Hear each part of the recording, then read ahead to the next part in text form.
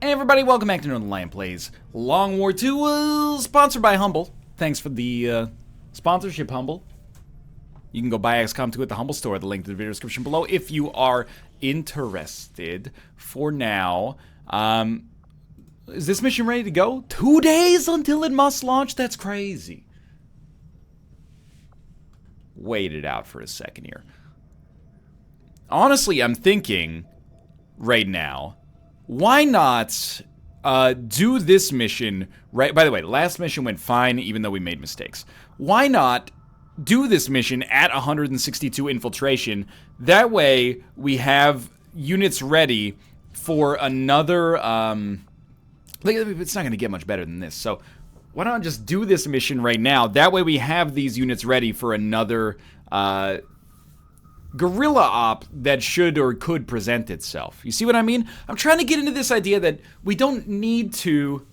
Let me put it this way. If we get a 12-day infiltration and we send 6 days, a squad that will infiltrate in 6 days, we can launch after like 8 days and then have 4 days with which we're going to have this full squad, or at least the uninjured part of this squad, that can come out and do another guerrilla operation and just very slightly but also notably increase the amount of resources we're pulling here. So this might be a little bit on the quick side as far as episodes go, depending how this goes. Wow, the data cache is extremely close.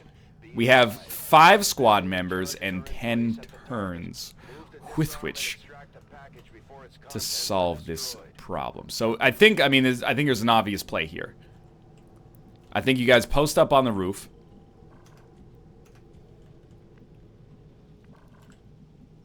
Is it like 2 turns to walk up?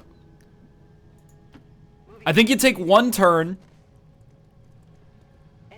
Wow, okay. Well, hold up a little.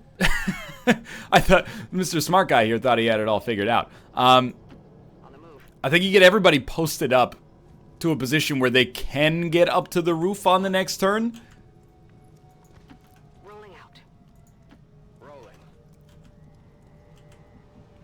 Yeah, I mean, why don't you just go here?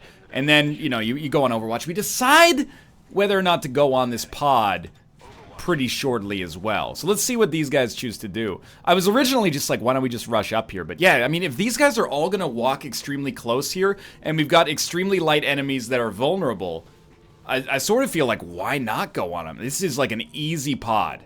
It's such an easy pod, which is why it's going to be all sorts of fucked up. Why can you not use area suppression? Because you're in concealment. I guess that would be too easy. So, well, what do you do here? I think you take this pod. I don't see a good reason not to. But I also don't see a great reason not to.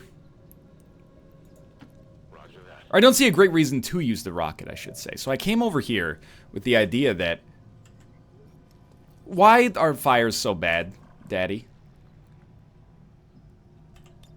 All I want to do is have some fun. I got a feeling I ain't the only one. Millennial is a sniper. She's very, very bad at it, to be honest with you. I'm going to throw her up here for a second. It's not going to pop concealment unless there's somebody on the roof. Basically, with Snapshot, I want her to be able to knock this dude's block off, And we got Michael A. Fox, who does not have a shot. He's going to be more of a pop out and do suppression sort of guy, I think. Which would mean that Robert would be taking a shot here. But Robert's shot kind of sucks, if I'm being honest. What if we send Robert over here? I know his name's Rob. That's stupid. It should be Robert. Have him do Overwatch. And then Fox can pop out and do some suppression from, like, over there. And then, Angela and Akanda, you're going to do a flesh probably after this is over. So we're going to save our rocket, because I think it's used better later. So we're going to throw this. This should be a super easy pod. This is like a mission 1 sort of pod. We injured all of them, which is nice. Would have been cool to get a kill as well, but we've got Overwatches coming here. I would really like our sharpshooter to pick up a kill. Starts with Robert. Royally fucked up that wall. Sharpshooter missed a 74% chance. Can't be too mad. The sectoid is dead. So we got Anna Kozlova, and we've got Malf here. I don't know why I said it like that. Mouth. So what do? I think you just slice up the gunner, and then Mouth throws a grenade at the other unit. Although, actually, I should have done it so Mouth took a flank, maybe, instead of using a grenade, because grenades are resources, but I guess that was too brutal for us to even watch, so we did pick up some loot immediately. Elerium autoloader, I mean, all this other loot is good. If we need supplies, that's good, but honestly, like, our supply game is completely okay right now. So I'm making a bold play here. The idea is, why use a grenade when we got an 84% chance of getting the kill? You know that I was expecting, perhaps, there to be a chance for that to not work out for us, and that would have been real nasty, but luckily that did not come to pass. So, there are, obviously, Advent left on the map here. We don't have a specialist, so we have to get right next to the, container. So it's extremely important, in my opinion, to make good progress here, because it might, if there's enemies right at the container, it could take us a couple of turns to break through them, which is, oh, more Elerium, which is why I'm stoked to have our rockets still remaining here. So, here's what I think you do. I think you take Mouth. You move him forward to, like, here. Whatever you say. He didn't pop a pod, so this is going to be our avenue forward here. And what that means to me is that you can take Robert and move him here, and you can take Goldman, come together with your hand and save me. We'll move him back one just so we can be on Overwatch, even though it's highly likely to be irrelevant. And then we'll take Anna Kozlova and just post her up like right here because we know that they're safe. Now, as much as I don't want to waste turns, I'm going to move 2 tiles forward here and then reload. I don't want her to pop a pod at the end of this. This allows her to make a blue move over here on the next turn and have a shot if there's enemies outside. And it looks like there will be. So I really am glad we didn't move her closer to the edge where she could have popped. And actually, having these 2 Overwatches might be a blessing here. 3 Overwatches, actually. There's 1 hit on the officer. Just a 1 shot? I was expecting, like, Goldman would have a chance here, but... Okay, so I'm going to start by moving Millennial here. Just because she's the least likely to take horrible damage, I think, on this pop. So, hopefully these guys get close enough for a single rocket to do some real damage. Couldn't ask for too much better than that, to be honest with you. So you've got the man who is made of gold. And we want him to land this rocket through the window. You can understand, perhaps, my... my reticence in doing this. So what I'm going to do is actually send our boy, man who is gold, outside here. Just so that if he fails, he doesn't shoot the building and blow up our entire squad. Probably. So this is why we saved the rocket, is for a tougher pod. God, you're bad. God, these rockets, dude. Why do you hate me? Here's the thing, an area suppression here is awesome. We still gotta kill them. We've got 4 members left to do. We can have 1 area suppression.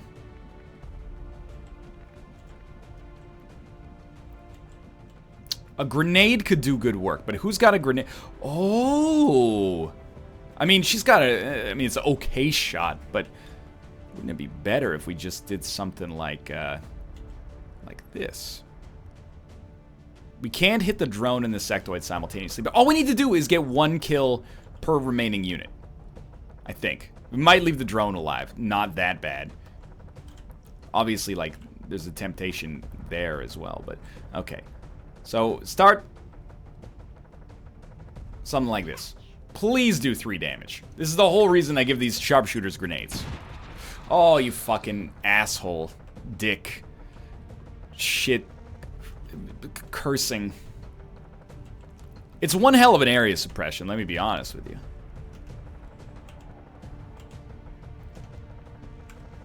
And it might be what we have to resort to at this point. So I think, here's how you handle flesh here. You go behind cover to take this guy out. Also puts you closer to the objective. Obviously, it's a little dangerous to be making a play like this, but this leaves her behind cover so she's not flanked by the other units. And we're also going to pick up loot momentarily, at least. It's a suppressor. Suppressor. So suppressor. I got to have some of your attention. We got Malf and Rob. It's very simple. I would say step one is probably get behind some sort of cover. And I think we're going to send Malf out this way. Because he has enemies flanked, they'll probably choose to run. He could also just fuck this sectoid's life up.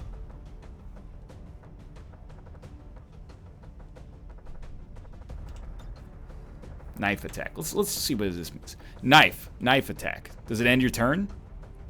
Ends turn. Yeah. So what's my play with Robert? Well, I'm thinking you do something like this. Then any unit who moves is going to get shot at. Now, because we have this guy flanked, he should move, but maybe he has us flanked as well. So he decides that moving is not necessary. So, I mean, what I'm thinking is it would be awesome if we could just do, like, if we can get 2 units with this grenade. We don't get 2 units with the grenade. So what do? I mean, you take a shot, but I don't think it gets a kill. You could do your own suppression. Or you could disorient them. But I don't, you know, here's what I think you do. I think you throw a grenade at the sectoid. And then you hope that, I mean, this would have been so much easier if the grenade that Millennial had thrown had done 4 damage and the grenade that Malf had thrown had done 2 damage, right? So here's the problem now, is they're on their turn. The drone I could care less about, you know.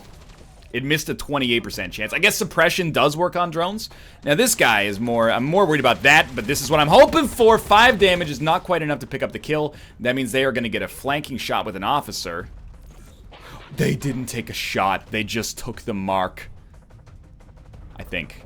Oh my god, we're the luckiest people on planet Earth. So, your boy Auric comes around on the other side and you get dusted immensely. We're also going to get loot for that. We did blow up some loot. Life goes on as far as I'm concerned. So we got a Psy PCS, which I don't think we've ever seen before. Straight up, you're grabbing that next turn. We're gonna get through this mission just fine. There's no way to flank this guy, so you just gotta you gotta take him out. Good shot. You had it lined up and then you swerved. I don't understand why. Super close. Alright, you got a 50-something. You got this.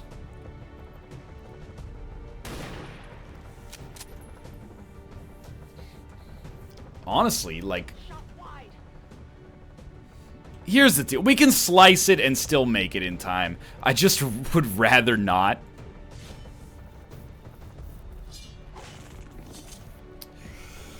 Oh, Roberto, please don't let me down here, buddy. Who would have thought the drone would be the hardest thing? It's now that we're taking shots, things become a problem, apparently. Well, you still got a shot from here. Yes, so we're going to just move you forward. We could throw a grenade, we could do a suppression, but I think we just got to try to wipe you out, honestly, because you're pissing me off, dude. There we go. Never send in a Malf to do a Robert's job, is what I've always said. Hostile target down. And no more pods. No more pods, I think. So we're going to send Anna Kozlova in here to handle this, and somebody else, maybe Michael A. L. Fox there. You know, he goes and he throws down the evac point. And then we make sure that our all of our units can actually make it to this evac point in 1 turn. And we've got, honestly, like an episode in the can here without having really weathered the storm too much. Or rather, weathered too much of a storm, I should say. Everybody reload, just in case we get reinforcements in the next 2 turns. Nothing wrong with this one. I hope. Honestly, might as well get closer. Did we get lucky there? I mean, honestly, yes and no. The first pod was as easy as we could possibly imagine. The second pod, the rocket fucked up. It could have been easier. As much as I don't want to act like it wasn't a blessing the way this mission went in the first place, but still. Sure. Oh, it almost made it. I'm sorry, Ruka. I didn't mean to wake you up, buddy, but we almost got one new rebel. The reaction was very disproportionate to the actual, like, what we got out of it. Scope, hair trigger, and a data cache. Scope, hair trigger, and a data cache. Where it's at. Got a scope, hair trigger, and a data cache. You know, that's Where It's At by Beck. Moving to Overwatch. More like Drek. Not really, though. He's one of the most influential artists of the 90s. Okay. Reinforcements incoming? Doesn't matter. This is Firebrand. It's time to go. Well, dude, honestly, this is like a textbook mission. So what was the whole point of doing this mission this early? Mostly, I think we've proven that we didn't really have to wait to do this mission. And that's why we did it so early. Now we've got these squad members ready, and they can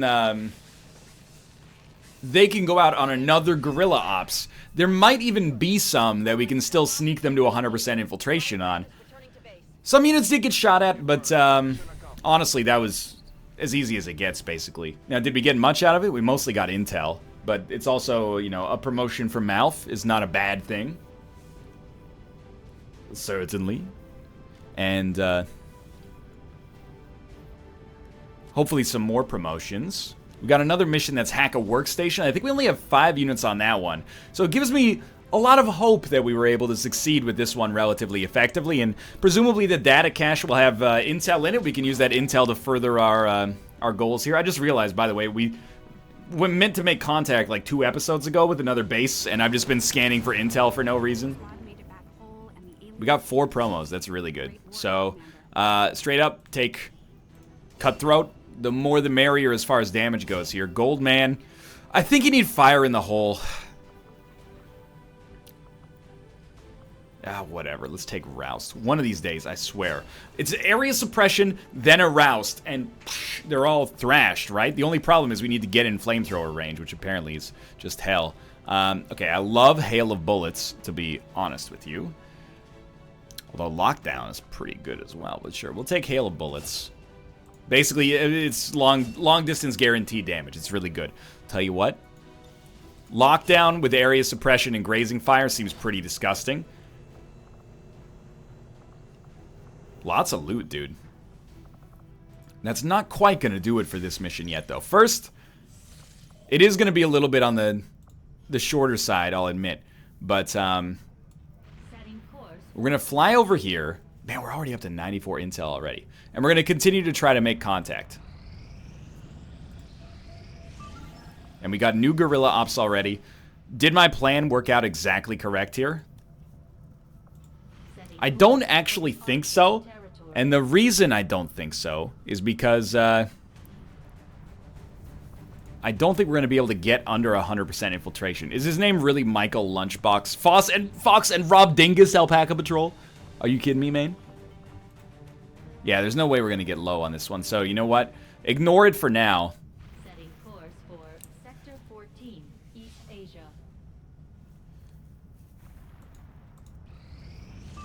We have to do this mission right now. All right. That's going to do it for this episode. I recognize, I know it's a little bit on the shorter side today, but by throwing in another mission, this might push us to be like an hour or even longer. So I'm going to keep it at 1 mission plus the strategy elements per video. We'll be back with a longer one tomorrow. For now, thanks for watching. I hope you enjoyed it. If you did, click the like button. Helps out a great deal. Of course, subscribe if you want to see more in the future. For now, thanks for watching, and I will see you next time.